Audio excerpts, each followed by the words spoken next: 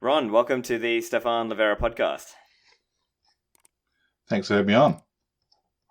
So, Ron, I've been having a look at some of your work, and now this is typically a Bitcoin podcast, but I think your work is actually quite interesting for my audience and listeners because they will probably be interested and perhaps have their viewpoints informed by some of the research that you have been doing, which is around the research into AML and potentially the ineffectiveness of the current AML, anti-money laundering regimes around the world. And I think it would be great to maybe just get a little bit of a background from you. Where are you coming from?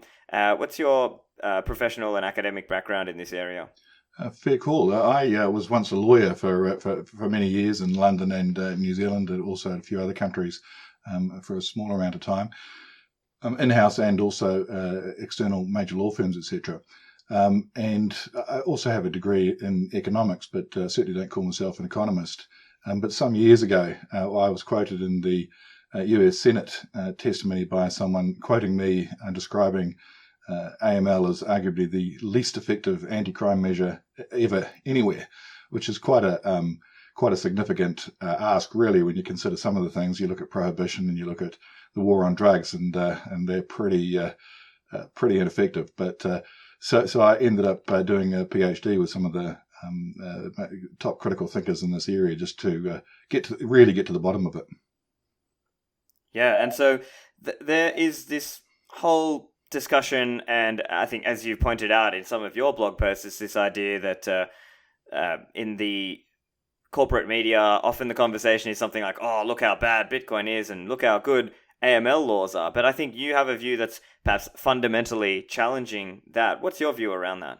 Well, absolutely. I mean, that's a narrative that potentially catches people out as well, because people are rightly focused on Bitcoin or whatever crypto they happen to be in, or more broadly, and they're met with the narrative that Bitcoin is bad and AML is good, and so they tend to focus, and quite rightly so. This needs to happen too, on explaining to senators and various others that Bitcoin isn't bad, that it's used in legitimate ways more than illegitimate ways, etc.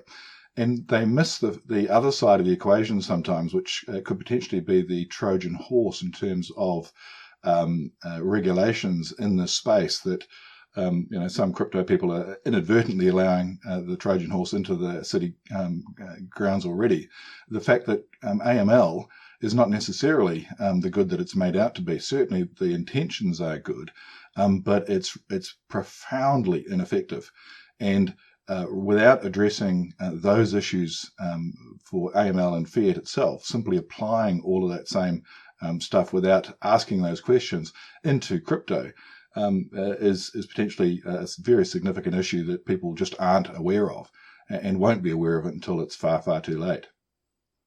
I see, yeah. And so, just for listeners who are new, maybe they're not as familiar, typically when people sign up with a bank, a financial institution, or a Bitcoin exchange or a Bitcoin company, they have to do what's colloquially called KYC, Know Your Customer. And it's part of this whole AML, anti-money laundering regime, which is there are different players in the industry or in this world, as it were. So there is FATF, Financial Action Task Force, and they are pushing out a lot of what they call guidance or policy guidance or best practices, that's what they want to call it, out to local regulators out there in the world and legislators as well in those different countries. So, for example, FinCEN in the US, AUSTRAC in Australia, FCA in the UK, and various others are like the regulating entities or at least the monitoring entities.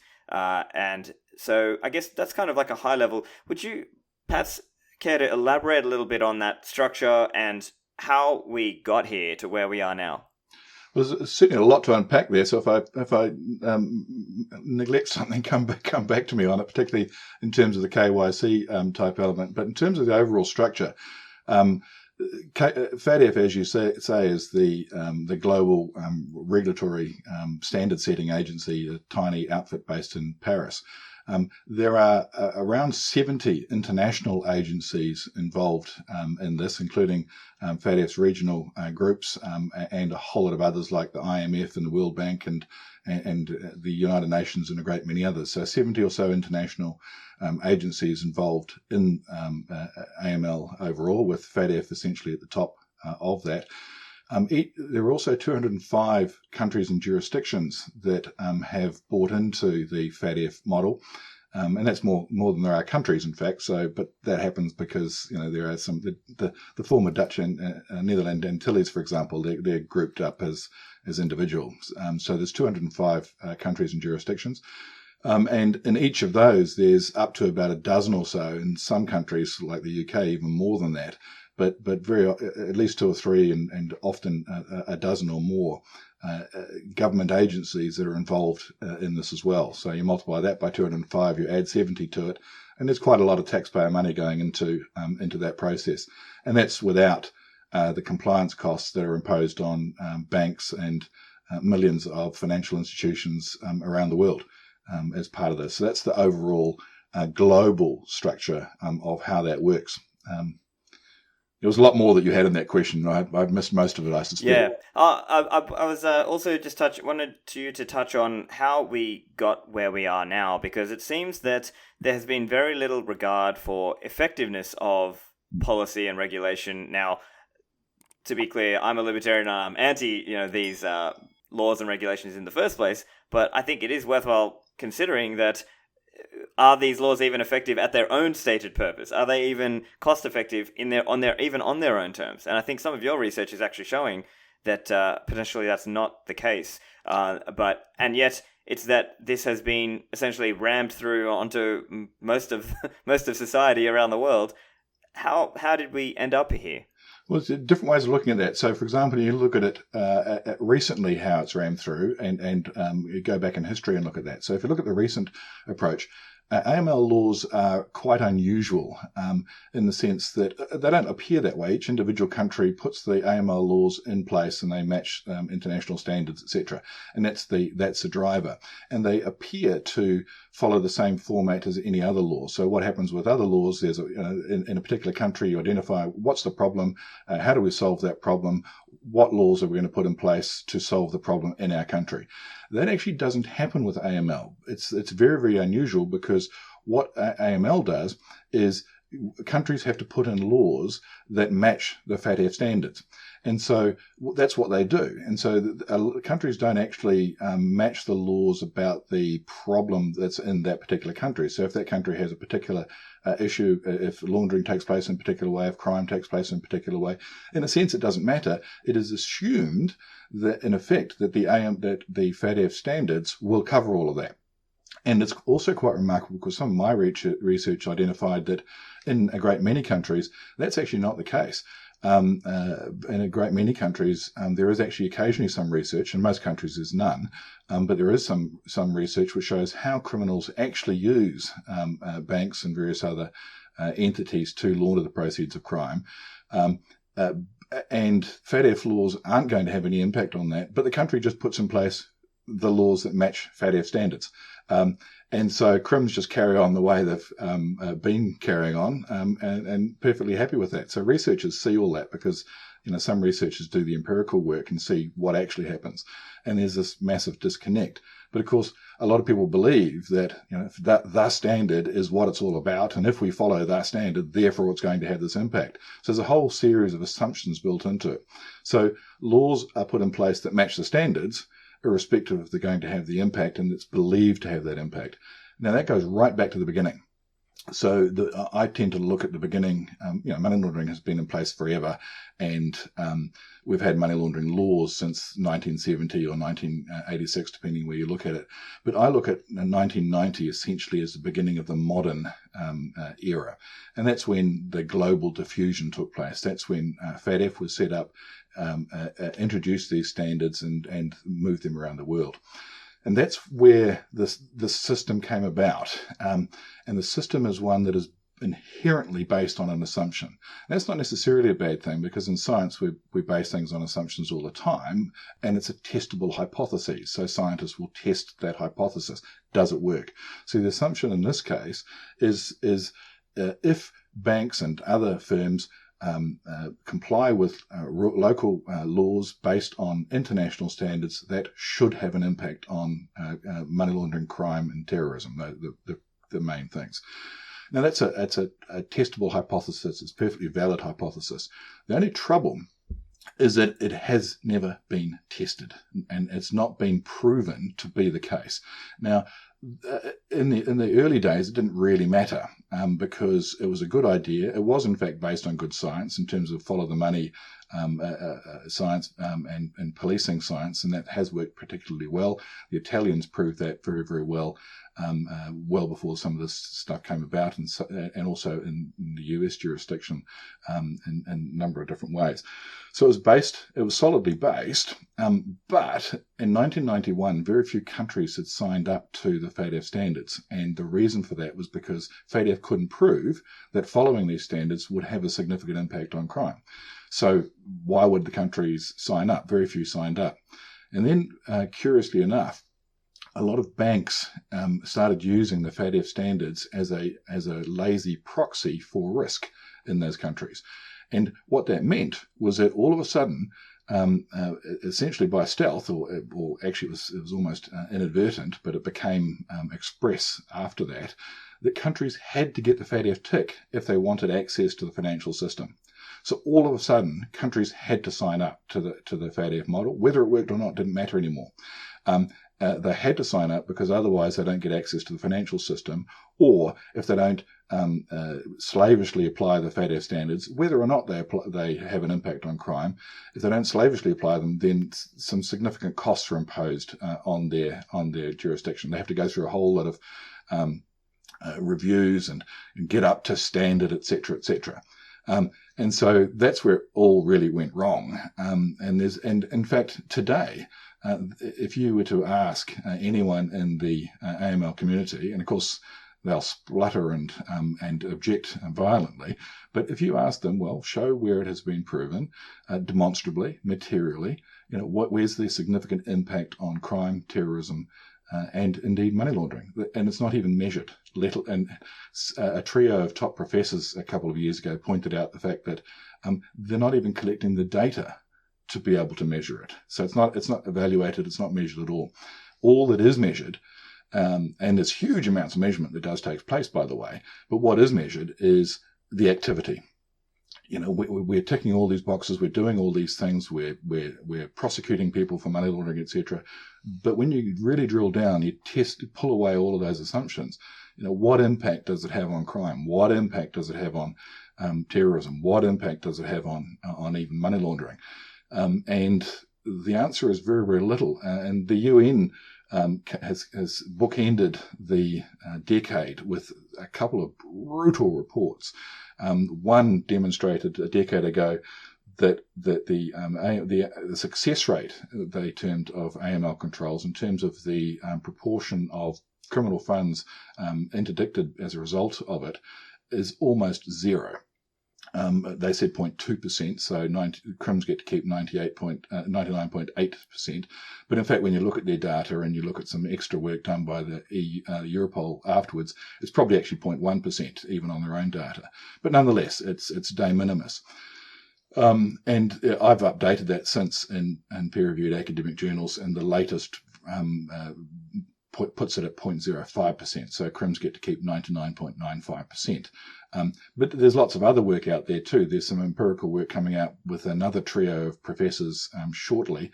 They did a book in 2014. There's another one coming out later this year, which demonstrates just how simple it is for criminals to launder proceeds of crime, to hide money in terms of around the world, etc. Just standard tax evasion, not just crime, but also terrorists, etc. It's still very, very simple. And so in Bitcoin, we're getting all of these regulations that are going to be imposed, and I think next week FATF is launching another guidance on how this should work in Bitcoin or cryptocurrencies. And good luck, guys. You're going to be wearing all these wonderful regulations.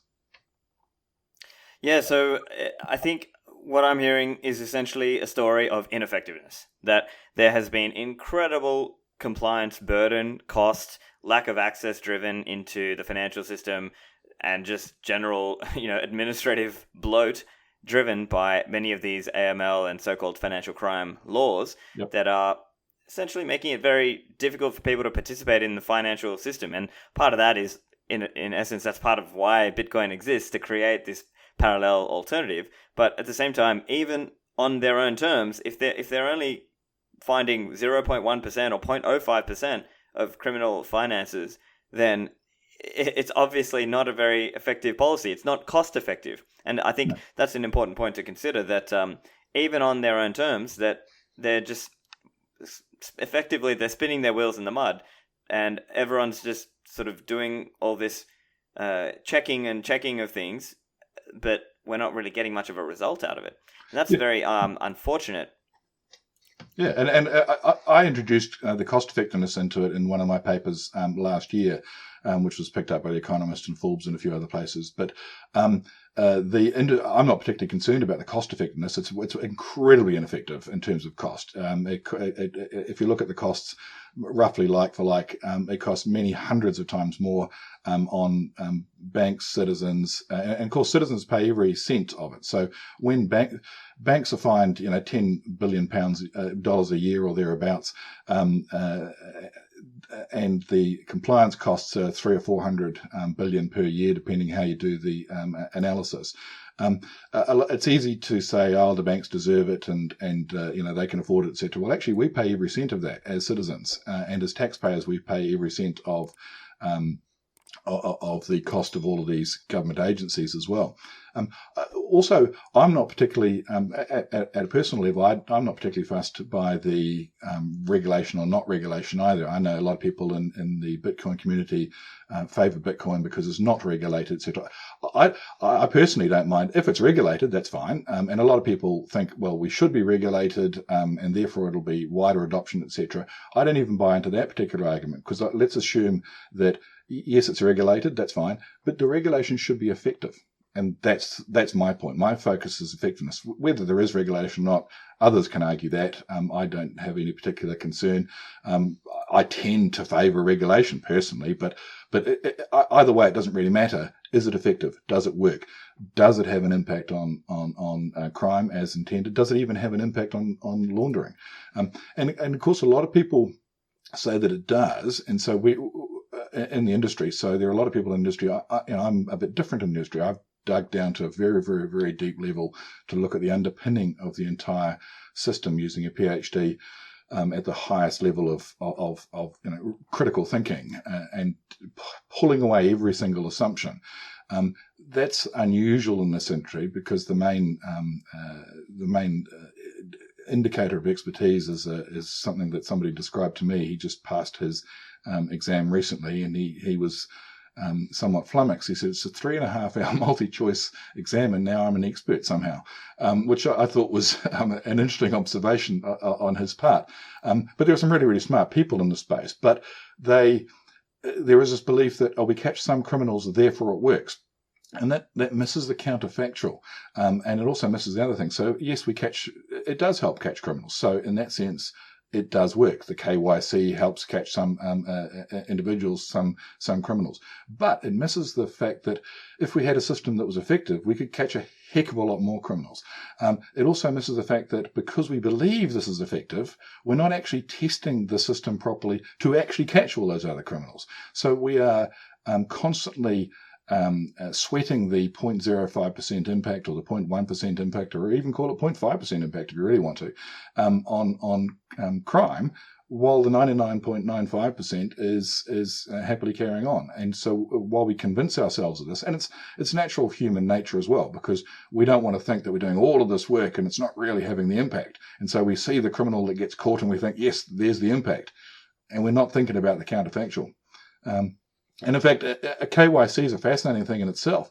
There is a perception that if we know the identification of someone, then that's going to help fix the problem. And so if we can identify someone, if we know, we know our customer, we know who they are, etc. And that's based on an assumption as well that crims want to hide, and that ordinary people are perfectly happy to have their information given to all and sundry. Well, neither of those assumptions is necessarily true.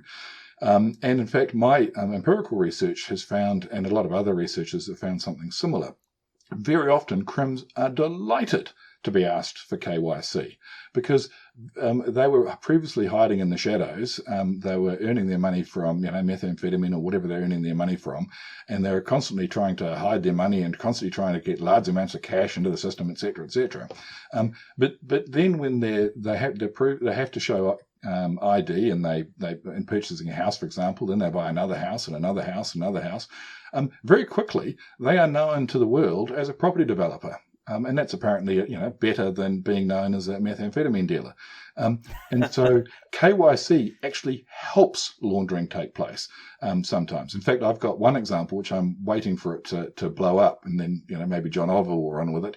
I'll write a script for him, where a regulator in a country introduced new ID laws in that country for a particular area in the economy in that country, that it was not actually possible to launder proceeds of crime in that particular area until the regulator introduced the KYC requirement. All of a sudden, it was then possible to launder proceeds of crime, which was fascinating, really, when you think about it. So KYC. There's just the perception that, this fixes everything. We just need to get beneficial ownership. We just need to get this. Well, you got to drill down past those perceptions and find, does it actually work? And when you drill down and ask those hard questions, it really, really does not work. And we should, rather than just imposing it on every new area, now, Bitcoin and the wider crypto community is wearing it. But that's happened everywhere else. It's just started off, if we just extend it to another country, we'll fix everything. We extend it to every country. Now every country is extended to. If we just extend it to gatekeepers, professional facilitators like lawyers and accountants, that'll fix everything. Well, that hasn't done it either. If we just extend it to more, if we do ratings and blacklists, that'll fix it. Well, that hasn't fixed it. And if we give regulators more money, well, that's not fixing it. FinCEN got a whole lot more money to process suspicious activity reports more efficiently. Well, actually, in 1994, scientists pointed out the SARS issue was a major problem that needed to be addressed, not just giving more money to it. So, 1994, and we're now 2021, and still haven't addressed those fundamental issues. So, that's the situation we're currently at. But of course, there's a huge belief that it works, which prevents anyone testing whether it really works. And so when someone like me points this out, and scientists have been doing this, as I said, I'm not the only one, for 27 years, then it's often seen as a personal affront. Oh, you must be wrong. Rather than, okay, let's drill down to it. Let's ask the questions. Yeah. So, there's a lot in there. So let's take some of those ideas and expand on some of them. So one crucial point you touched on was SARS. So that's these activity reports, basically. So things like if it's over $10,000, that it has to be reported to the regulator, and in other cases, even if it's suspicious activity, not just over $10,000, but if you did lots of $9,000 transactions, as an example, then that bank might be now required to run some analytics in the background and then report that up to the local regulator, FinCEN or AUSTRAC or whoever. Mm-hmm. And so could you just touch on that a little bit? What we've seen over that 27 years, as you've been, saying, that there's so many SARs and activity reports going to the regulators, but what's happening? Is it just not being effective there? No, it's incredibly ineffective. Well, the reason, there's two elements. One, there's the suspicious activity reports, which are a misnomer anyway. And the second is the other reports, like the anything above $10,000 or anything of a certain type of international transaction or whatever. So there's those two things. So one, banks, etc., have to provide everything that meets this particular threshold, whatever it is, above 10,000 or international orders above a certain amount, whatever. And then banks also have to have a massive compliance function, which itself is hugely costly and is a barrier to entry to other new firms and a barrier to entry to competition. But that's a separate issue again. And so they have to sift through it. Now, this is also fascinating because banks find that 98% false positive rate is very common. So what other sort of software would we allow a 98% false positive rate? So it's sending up all these flags of legitimate transactions, legitimate people that just don't quite match the things, and so the software does all the easy work and then puts all the hard work onto the individuals and into the compliance people. They're hardworking people in those compliance departments. They're very, very dedicated. They do an amazing job, but the system is completely skewed against them. So they've got this massive, massive amount of data they've got to try and sift through. But the real problem with the SARS system, it's not actually set up to find crime at all. It is set up to build haystacks. And the way it builds haystacks is fundamentally flawed as well. So what it does, it puts together vast haystacks of data. And there are some needles, criminal needles in that data, right? That's true. But it's really, really, really hard to find those needles. And the way it's set up is really, really hard to find those needles. And the solution, and banks are penalised not for not finding crime or finding crime or whatever. No, they're penalised because the haystack doesn't quite match the height, weight, and ambient temperature distribution required by the regulator. So the regulator looks at it, tick, tick, tick. Yes, it's that height. Yes, it's okay. Great, that passes. Well, does it have any impact on crime? Oh, nobody asked that question. But does it meet those requirements? And yes, there are criminal indicators in those, but those are crimes that are hiding in plain sight. So somebody in one of a major US banks said to me, as long as crims are doing what they've always been doing, our system is set up to find anomalies. So if they're doing what they've always done, we'll never see them because it's not different to what they've always done. And that's another issue. Compliance systems are set up to comply. And FATF sets out a whole bunch of standards. Look, we've found that criminals do this, this, and this. Therefore, you need to set up a system that does this, this, and this, and looks for these particular things. So the compliance software teams set up systems that look for those particular things, and that's fine. And there's a whole lot of what they call rules or scenarios that they look for. And like this colleague in the US bank, anything that's a bit different from that gets flagged, right? But there's 99% of the dark space that they're not looking at because that's not where it's at. It's also they're following the FATF standards. They're not following empirical evidence. So I've got empirical evidence in several countries that shows what criminals actually do. It doesn't match the FATF standards, so that's fine. Criminals love it. They can keep doing that. And the other thing, the other problem with the haystack manufacturing business, otherwise known as AML compliance, is that there are a whole lot of needles still in the bank. And so the bank complies, but criminals are still working through that bank very, very well, even though they're fully compliant with these incredibly complex rules. So you can just imagine the bank is handing over a whole bunch of haystacks. So there's acres and acres and acres of haystacks in FIU, the outfit that needs to try and look through that to try and find crime. There's still a whole lot of crime going on in the banks, and the banks are patting themselves on the back because we comply, there's no risk. There's a heck of a lot of risk. They just don't see it because the system isn't set up to see it. Meanwhile, the criminal needles in those haystacks are mostly not being found, but they're there, hidden in plain sight. And the solution, which is what happened with FinCEN just earlier this year, the solution is to give more money to create bigger haystacks. And it's the system. Two scientists pointed out in 1994 that the SARS idea. It sounds good in practice. It sounds good. It's a nice theory, but it actually doesn't work. We need to fix it. And that was 27 years ago. And every year there's another issue where it's not being, in Germany a couple of years ago, and the US just this year. So throw more money at it, make bigger haystacks, and not find the criminal activity faster and more efficiently.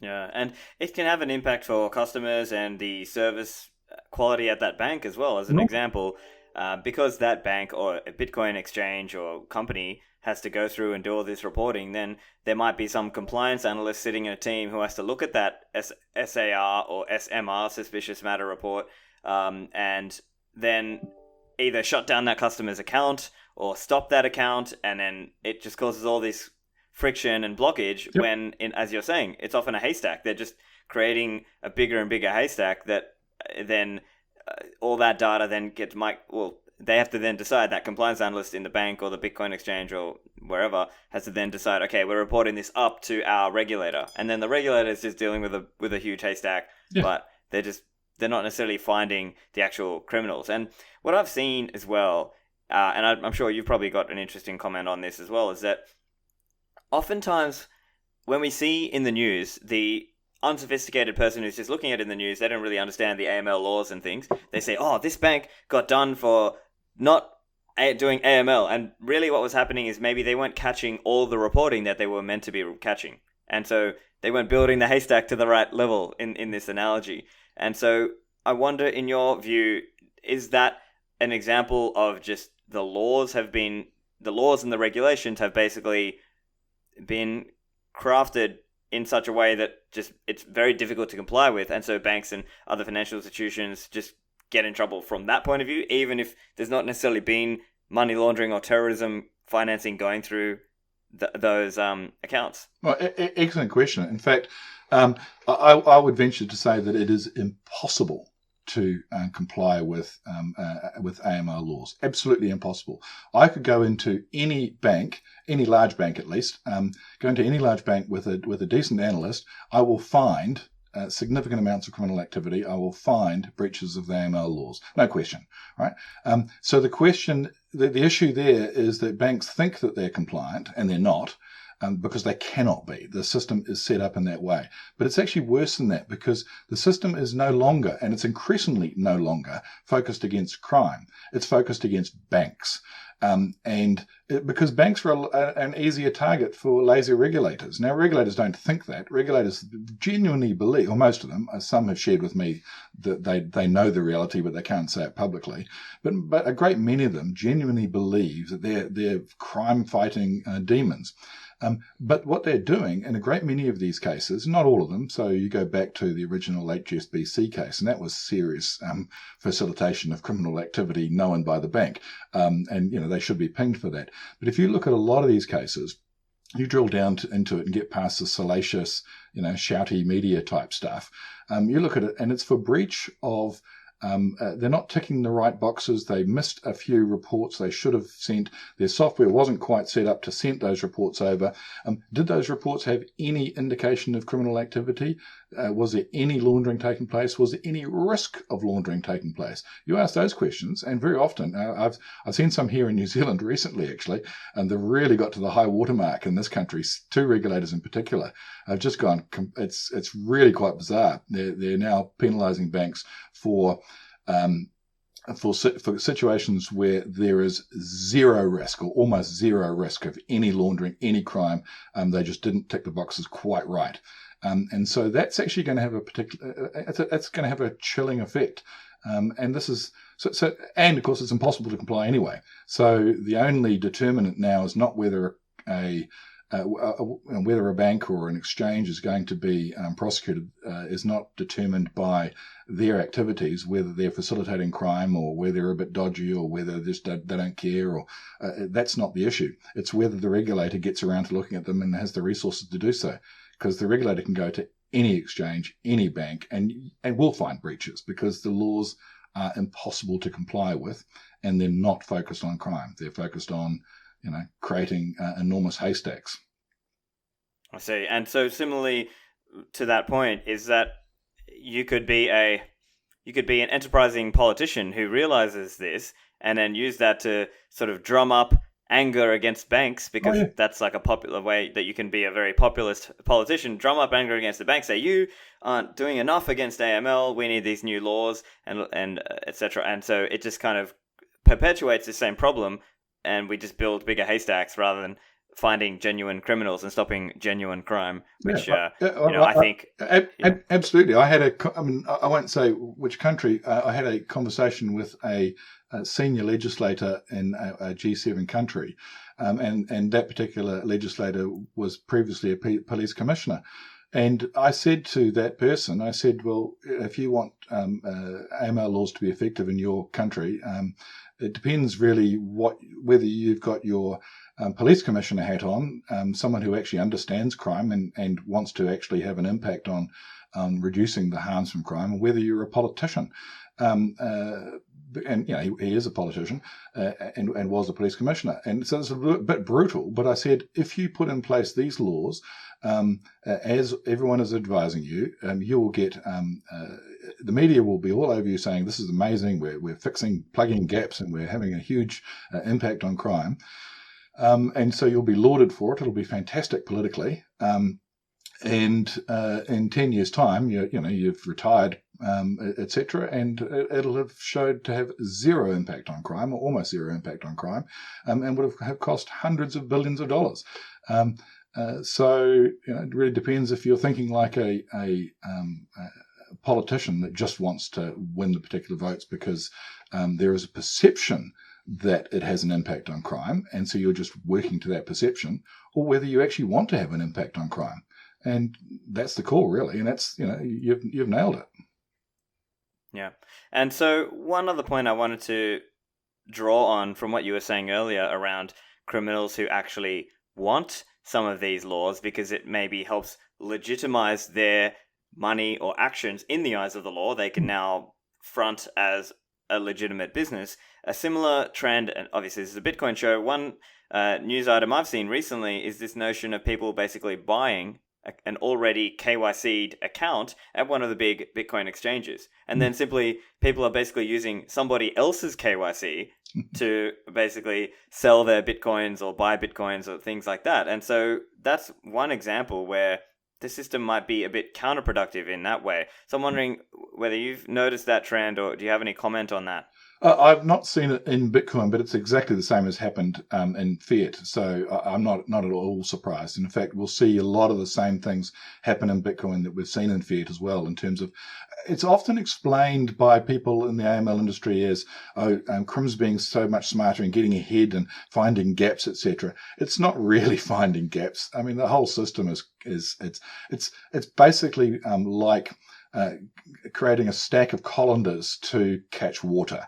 In terms of if you're trying to stop crime, it's not working. So you put another colander on top of it to try and catch that water, and another colander on top of it.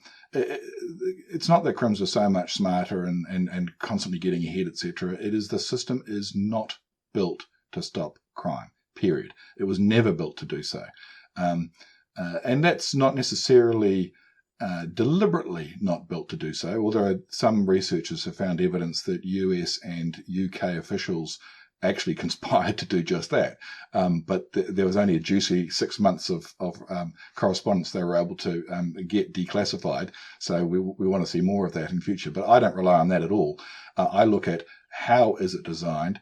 What does the design enable it to do? Does the design enable it to have a material, demonstrable impact on serious profit-motivated crime, terrorism, and even money laundering? And the answer is no. So it is not designed to stop crime. The design does not do so, and it does that extremely well. I see. Yeah.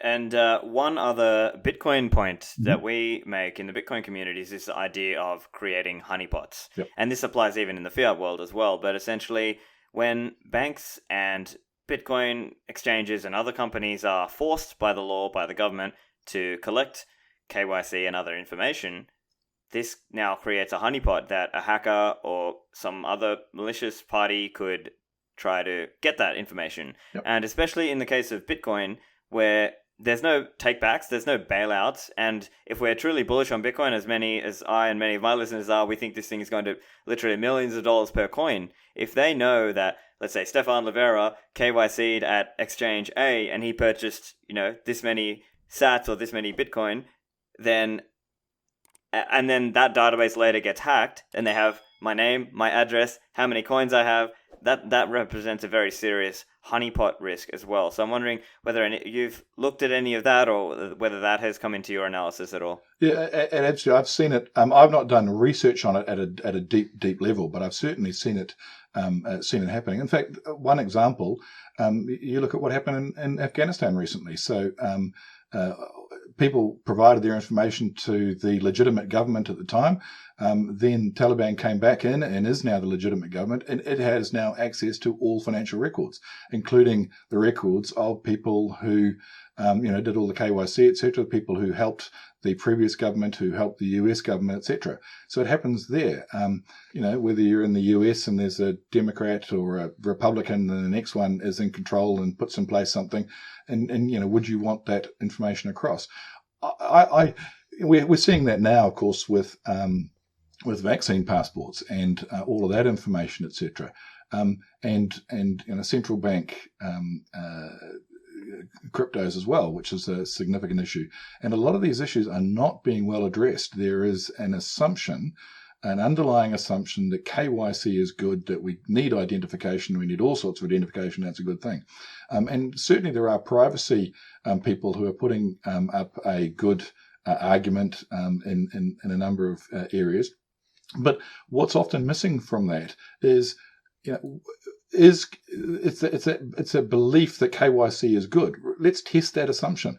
Do we need all this KYC, or could we do some of it that actually has an impact, or could we do something else that has a greater impact? So there seems to be an assumption that we need to do KYC rather than what's the purpose of KYC? What are we trying to achieve by KYC? And if we're asking that deeper question, then what sort of KYC should we get to achieve that as the bare minimum that enables that objective? And that's not happening. It's sort of the KYC is good, crypto is bad. It's that sort of very, very simple narrative that's coming about. And I'm seeing that in the AML community too. There are people who are not saying it publicly, but serious AML elites are saying in the background that, in fact, AML software should have access to all of a country's financial data, period. If you're not a criminal, you've got nothing to hide. That's a conversation that's happening more and more. I've seen it on a number of occasions, again, in small group discussions by AML elites. And I even joked just with one a few months ago, one group saying, you mean a bit like that NSA system that Snowden pointed out, thinking that somebody might think, oh, are we really going that far? And no one in that group blinked an eye. It was a little chilling, I thought. Now, I'm not saying whether we need this KYC or that KYC, etc. My issue is always, does it work? Is it effective? What are we trying to achieve? What's that underlying goal? If that underlying goal is preventing criminals, preventing criminal use, stopping crime, having a demonstrable impact on crime, okay, rather than assume that's going to have that impact, let's test what's going to have that impact and put in place the minimum amount that will achieve that goal. And that is not what is happening. It has not happened in the AML community. Yeah. And as KYC is rolled out into Bitcoin and other areas, it's not. I'm seeing it not happening even more so. And so it's potentially worse than people think it's going to be. Yeah, so as you say, the main concern from your point of view is the ineffectiveness of AML, and certainly I agree with you. It's like I can disagree with government regulation on companies, but even if you granted that or set that to the side, we're saying even on their own terms, have they been effective? And the answer is simply no, they have not. And so the other point that I wanted to touch on, what you were saying there, is that there's a massive potential for abuse. So as you pointed out with the NSA, there were examples where US government spy agency staff would spy on their ex-girlfriends, wives, and people because they would use that tool that it was there. Yep. And yes, some of them got in trouble for it, and there were news articles, you can search that, listeners, but the same thing would be possible in a KYC database, such as what you were saying, that if all the KYC software was allowed to tap into everyone's financial information, it's a massive honeypot. Think how many people would love to get access to that. Yep. Marketing companies would love to be able to surveil you in terms of what and how you spend your money. Governments would love to surveil you. Criminals would love to surveil you so they know who's wealthy and who's keeping money at their home. There's all these aspects that are just not really just about that system. And unfortunately, it seems that there's not enough noise about the injustice of this and the risk that there are very serious risks being created for innocent people who may not have done anything wrong, no crimes committed, and yet their data is potentially being leaked out just in the same way that, for example, there was a big Equifax hack years and years ago. So, or not that long ago, maybe 5 to 10 years ago. And so these are all examples where that's a pretty big risk. So, all right, so we've got that there. Well, in fact, we can probably add something there, Stefan, too. I said that the UN bookended the decade with 2 reports. The one I mentioned, which is illustrating how incredibly ineffective it is. Earlier this year, the UN came out with a report demonstrating the massive harm caused to millions of people, communities, and even countries by AML laws. And this is and unfortunately their systems, their proposed solutions, I don't think are particularly effective. But they're absolutely right that the harms are immense. And so, if, for example, we had this here years ago where there's an expat community trying to send money home to Somalia, and Somalia banking system wasn't working, and so they had to send it via another country. Right? And these are legitimate people, but because it set up a flag, it could be laundering. The bank knew it wasn't laundering, but it was too much of a risk from the regulator, so they just cut all those accounts away. Ordinary people. Trying to send a few dollars home to their own people, and it was known that they're legitimate people. And you look at that on a global scale, vast, millions and millions of people are being hurt by this, and even countries, because countries are being slammed with ratings, poor ratings. You're a bad money laundering country because of this, and this. Well, actually, there's great irony in this. So you look at, say, the UK and the US, who get the highest ratings for anti-money laundering effectiveness according to the current protocols, and they are arguably the 2 top money laundering countries in the world. And so the rating system does not do what it says it's on the box, and so that harms a lot of countries who are penalised with poor ratings, who may actually have very, very little risk, or may not have that particular level of risk, or, and this is where other researchers look into it, and I don't have too much on this, but it's been said by some researchers that there are certain countries that are using the apparent objectivity of FATF protocols as, in fact, another layer of foreign policy control, because they have pretty significant influence in the background in this area. Now, again, I'm not concerned with that personally. With my research, I look at, is it effective? And it's really, really not effective. But those are issues that are quite significant issues, and the harm on communities, on millions of individuals. It's been slammed by the United Nations, but it just rolls on. The narrative is the narrative.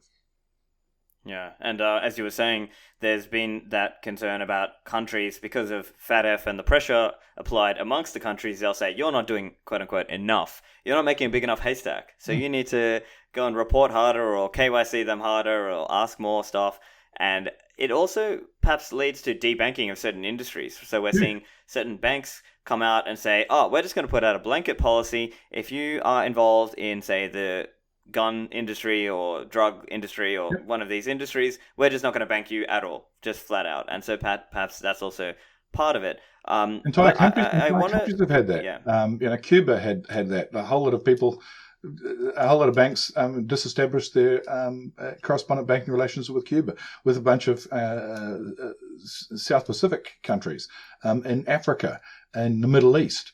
And a lot, these are legitimate people doing legitimate transactions, legitimate businesses, 99%, but they happen to get a bad tick from FATF. And in fact, my research has indicated that it's actually very, very easy if you look at the way the system works to get any tick you actually want. And some countries have figured that out, but many others are just going through, following the narrative, getting the experts that tell them what to do, etc., and they're getting really punished by the FATF ratings.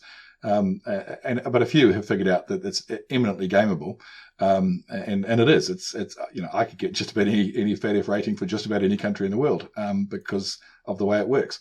But countries don't realize that. They do it. Yeah. They do it legitimately. They genuinely think it has an impact. All their advisors tell them it has an impact, and they go through the motions, and they get absolutely brutalized. And then they realize, and then it takes another 6 or 7 years to try and claw that back. And meanwhile, their legitimate businesses, many of their citizens are hurting big time.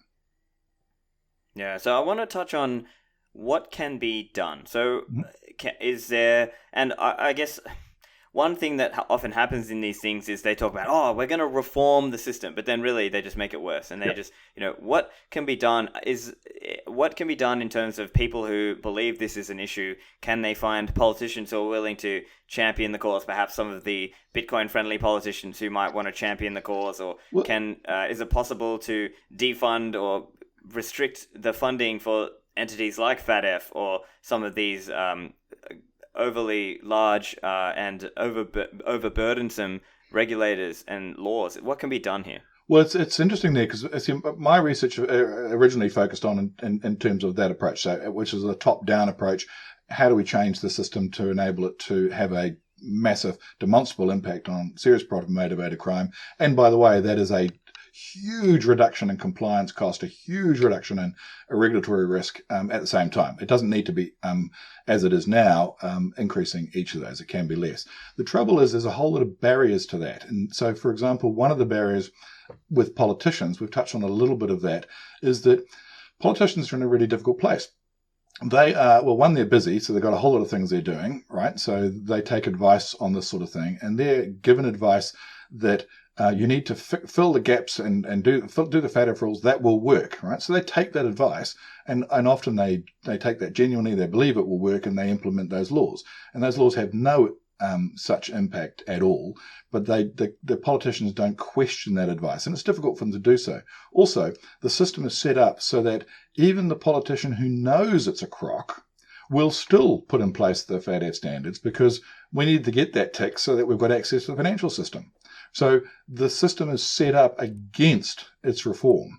It's set up against recognizing that. Even in banks, I've talked to chief executives of and chairs of major banks who know that it's a crock, but they can't say anything because they're between a rock and a hard place too. One, they're advised by senior compliance people who genuinely believe this stuff, and so it's difficult for them to push back and do something different, particularly when they've got a regulator that has also drank the Kool-Aid and is going to penalise them for anything there. So where I've moved so the chance of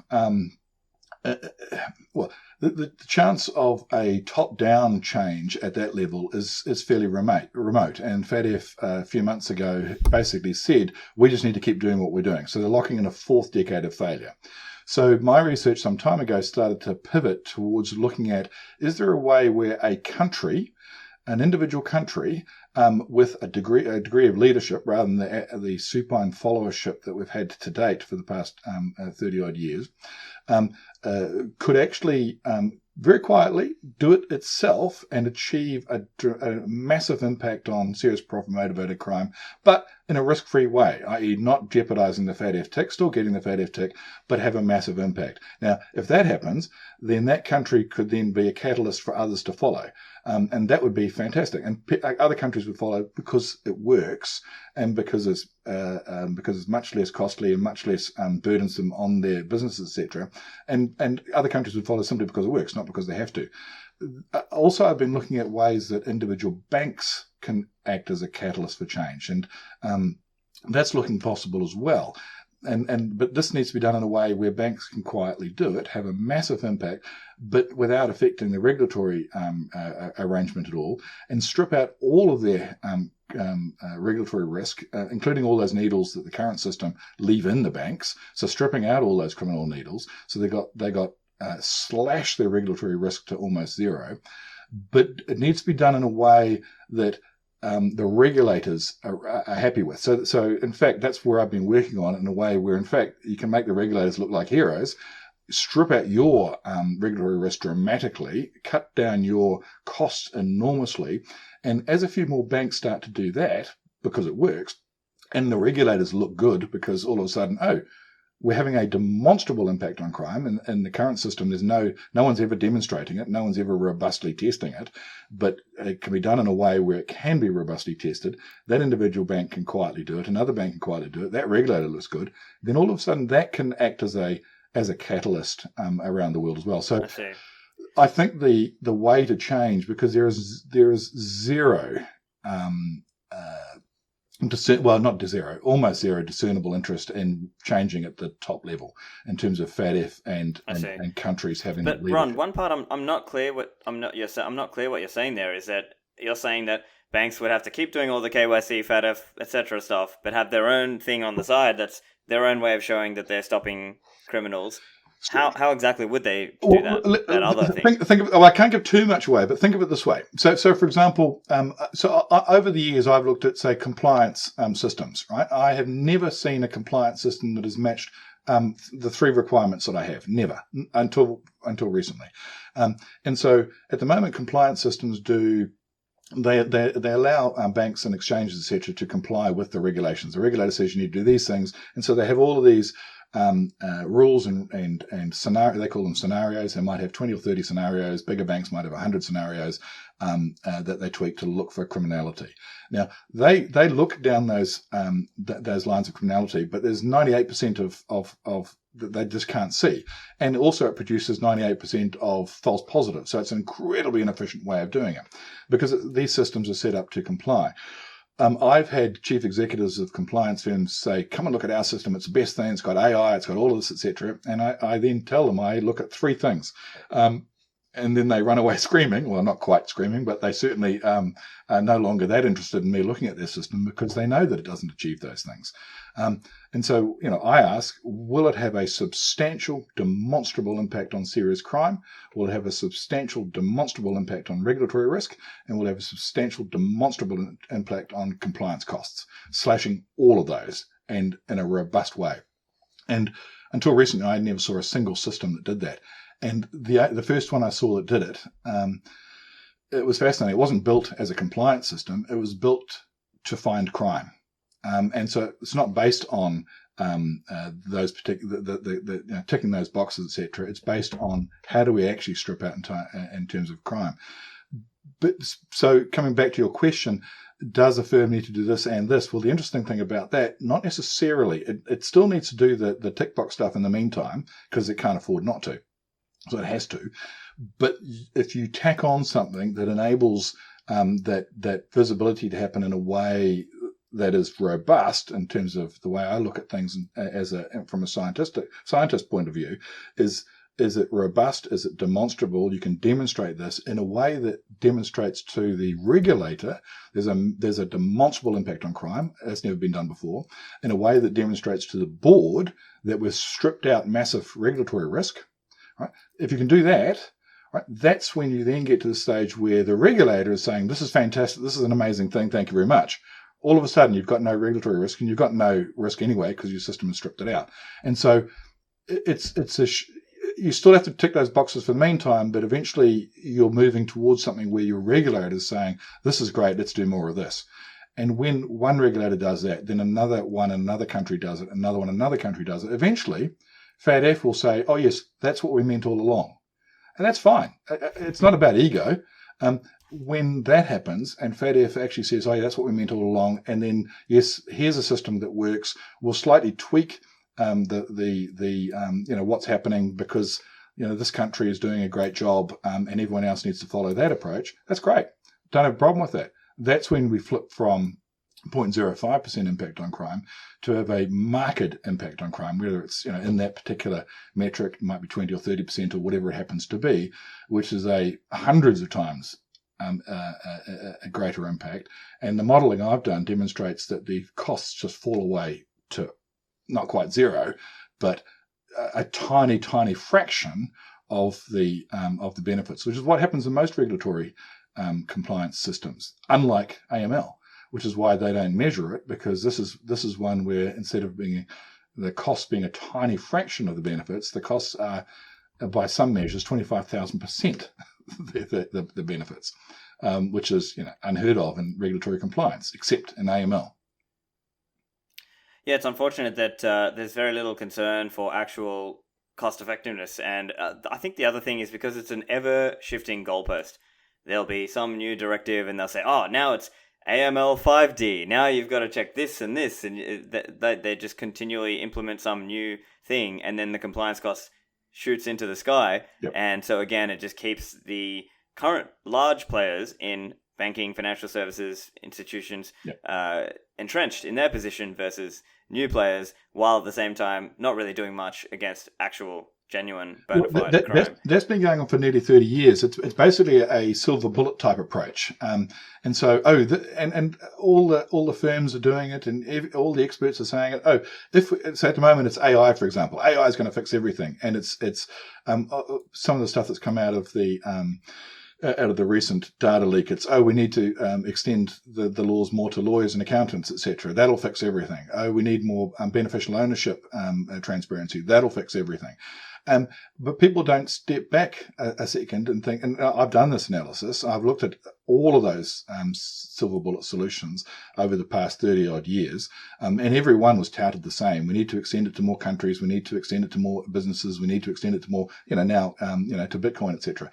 But if you look at all of those, the combined impact of all, so none of them had a material impact on crime at all individually, let alone all combined. Yet no one's asking that question. It sounds like a good idea. So let's do another tranche of extending it further into the art industry, into crypto, into etc. That's going to have this impact. And all we're doing is sweating the 0.05% impact. It's fantastic for two global cartels, and that's it. Organized crime and organized compliance. Well, I think that's probably a good point to finish up here, Ron. Thank you for joining us. It's been a really great and informative discussion around the ineffectiveness of AML. For any listeners who want to follow your work online or find you, where's the best place for them to find you? Probably the blog, I guess, effectiveaml.org, or drop me a line through LinkedIn. Google me, and you'll find me, or find all sorts of abuse about me. I suspect. I don't know. I haven't Googled myself for a while, so I don't know quite what will come up. But effectiveaml.org is probably the best start. Excellent. Well, I'll put that in the show notes for listeners. And Ron, thank you again for joining me. Thank you.